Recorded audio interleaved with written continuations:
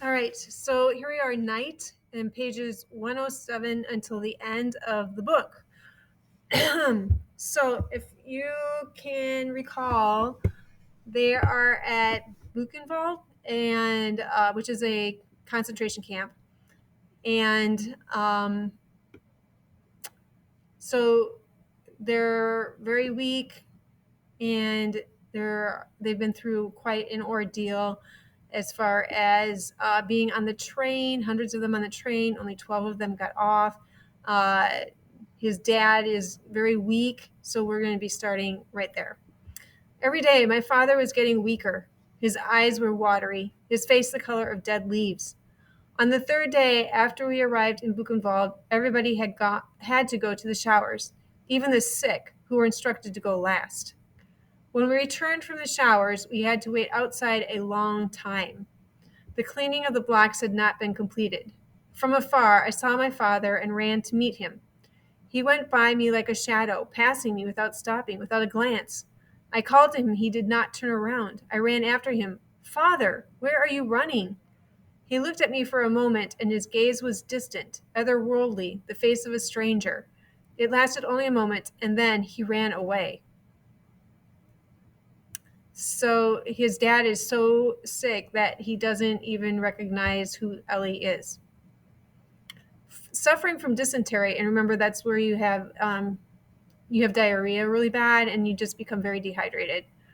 My father was prostrate on his cot, meaning he was just laying there all huddled up, with another 5, 6 inmates nearby. I sat next to him, watching him. I no longer dared to believe that he could still elude death or stay away from death. I did all I could to give him hope. All of a sudden, he sat up and placed his feverish lips against my ear. Eliezer, I must tell you where I buried the gold and silver, in the cellar. You know. And he began talking faster and faster, afraid of running out of time before he could tell me everything. I tried to tell him that it was not over yet, that we would be going home together, but he no longer wanted to listen to me. He could no longer listen to me. He was worn out. Saliva mixed with blood was trickling from his lips. He had closed his eyes. He was gasping, more than breathing. For a ration of bread, I was able to exchange cots to be next to my father. When the doctor arrived in the afternoon, I went to tell him that my father was very ill. Bring him here. I explained that he could not stand up, but the doctor would not listen. And so, with great difficulty, I brought my father to him. He stared at him, then asked curtly, What do you want? My father is sick, I answered in his place. Dysentery. That's not my business. I'm a surgeon. Go on, make room for the others. My protests were in vain. I can't go on, my son. Take me back to my bunk. I took him back and helped him lie down. He was shivering. Try to get some sleep, father. Try to fall asleep. His breathing was labored. His eyes were closed, but I was convinced that he was seeing everything, that he was seeing the truth in all things. Another doctor came to the block. My father refused to get up. He knew that it would be of no use. In fact, that doctor had come only to finish off the patients. I listened to him shouting at them that they were lazy, good-for-nothings who only wanted to stay in bed. I considered jumping him, strangling him, but I had neither the courage nor the strength. I was riveted to my father's agony. My hands were aching. I was clenching them so hard. To strangle the doctor and the others, to set the whole world on fire. My father's murderers, but even the cry stuck in my throat. On my return from the bread distribution, I found my father crying like a child. My son, they are beating me. Who? I thought he was delirious. Him, the Frenchman, and the Pole. They beat me. One more stab to the heart, one more reason to hate, one less reason to live. Eliezer, Eliezer, tell them not to beat me. I haven't done anything. Why are they beating me? I began to insult his neighbors. They mocked me. I promised them bread, soup. They laughed. Then they got angry. They could not stand my father any longer, they said, because he no longer was able to drag himself outside to relieve himself. So he's going to the bathroom on himself, and he's smelly, and the neighbors are disgusted by his smell. The following day, he complained that he had taken his ration of bread, that they had taken his ration of bread. While you were asleep? No, I wasn't asleep. They threw themselves on me. They snatched it from me, my bread, And they beat me. Again, I can't go on, my son. Give me some water. I knew that he must not drink, but he pleaded with me so long that I gave in. Water was the worst poison for him, but what else could I do for him? With or without water, it would be over soon anyway. You at least have pity on me. Have pity on him. I, his only son. A week went by like that. Is this your father? Asked the Blockle test. Yes.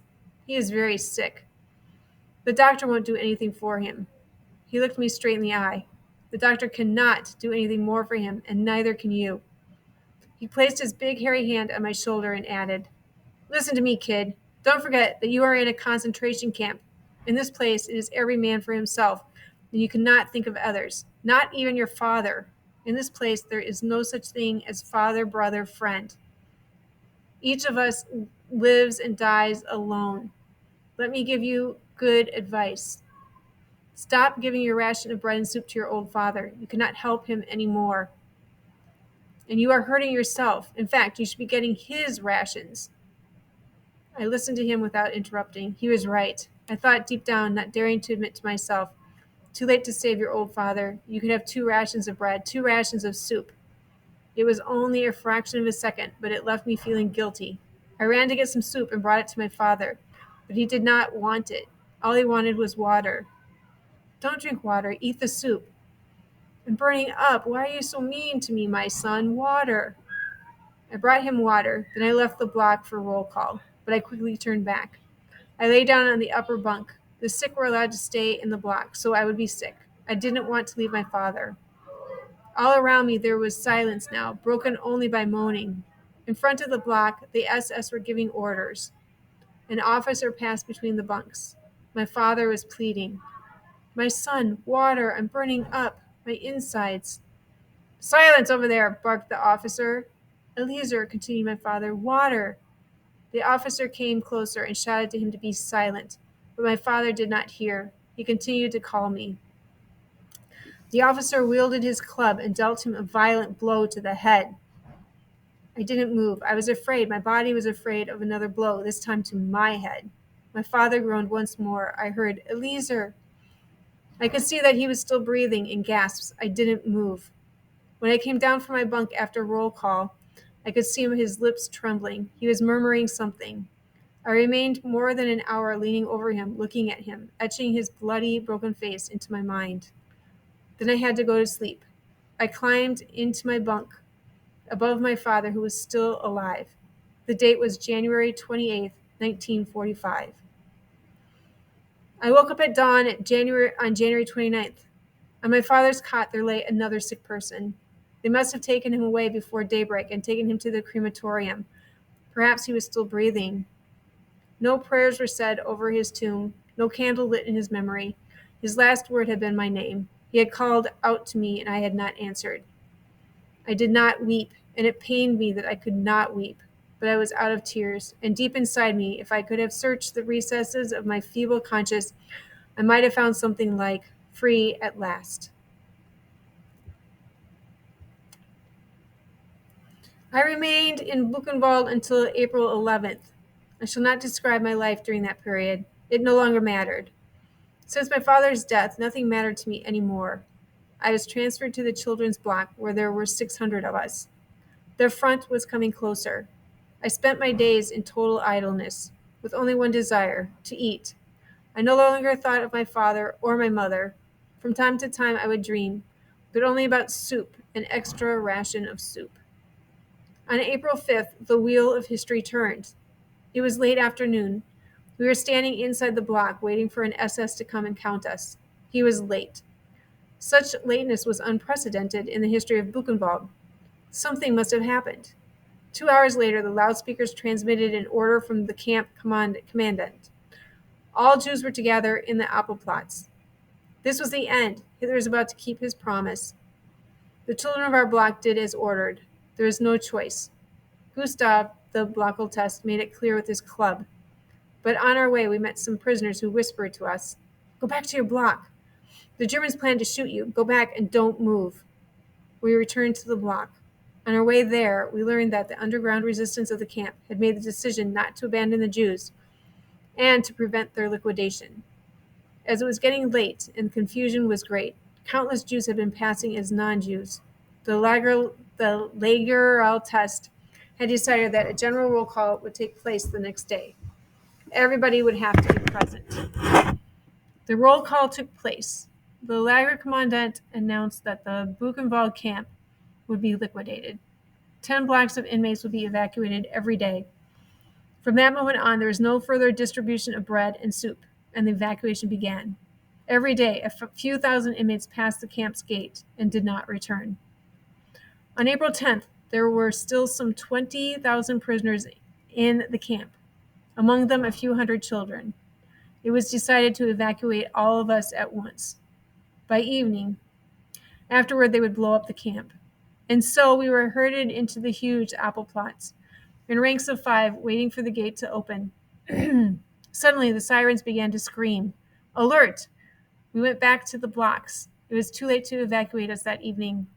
The evacuation was postponed to the next day. Hunger was tormenting us. We had not eaten for nearly 6 days, except for a few stalks of grass and some potato peels found on the grounds of the kitchen. At 10 o'clock in the morning, the SS took positions throughout the camp and began to herd the last of us toward the apple plots. The resistance movement decided at that point to act. Armed men appeared from everywhere, bursts of gunshots, grenades exploding. We, the children, remained flat on the floor of the block. The battle did not last long. Around noon, everything was calm again. The SS had fled, and the resistance had taken charge of the camp. At 6 o'clock that afternoon, the first American tank stood at the gates of Buchenwald. Our first act as freemen was to throw ourselves onto the provisions. That's all we thought about. No thought of revenge or of parents, only of bread. And even when we were no longer hungry, not one of us thought of revenge. The next day, a few of the young men ran into Weimar and bring back some potatoes and clothes and to sleep with girls, but still no trace of revenge. 3 days after the liberation of Buchenwald, I became very ill, some form of poisoning. I was transferred to a hospital and spent 2 weeks between life and death. One day when I was able to get up, I decided to look at myself in the mirror on the opposite wall. I had not seen myself since the ghetto. From the depths of the mirror, a corpse was contemplating me. The look in his eyes as he gazed at me has never left me.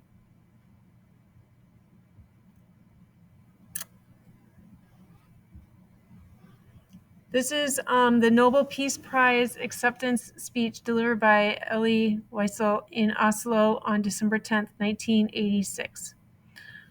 The Nobel Peace Prize is like one of the most amazing prizes that you could ever win. You have to do something that is beyond incredible. And so Elie was awarded this prize primarily, I think, for the book because he, and as a huge advocate for teaching about the Holocaust and making sure people knew the truth about what happened. So here is his acceptance speech. Your Majesty, Your Royal Highnesses, Your Excellencies, Chairman Arvek, members of the Nobel Committee, ladies and gentlemen, words of gratitude. First to our common creator, meaning God, okay? This is what the Jewish tradition commands us to do. At special occasions, one is duty-bound to recite the following prayer.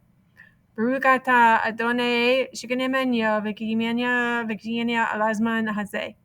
Blessed be thou for giving us life, for sustaining us, and for enabling us to reach this day.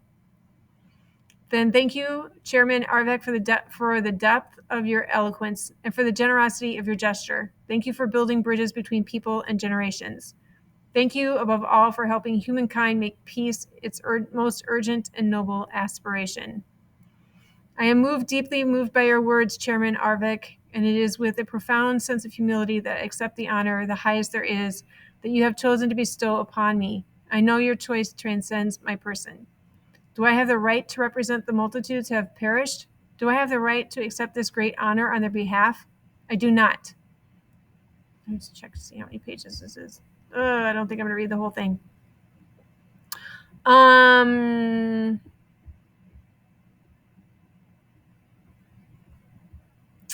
Yeah, I'm going to stop there. I don't think it's okay. We can read it in class, I believe. All right, so just to go back, this is the end of the book. And he considered himself a corpse. Like he had come back from the dead, this experience. So he was resilient, to say the least. Okay.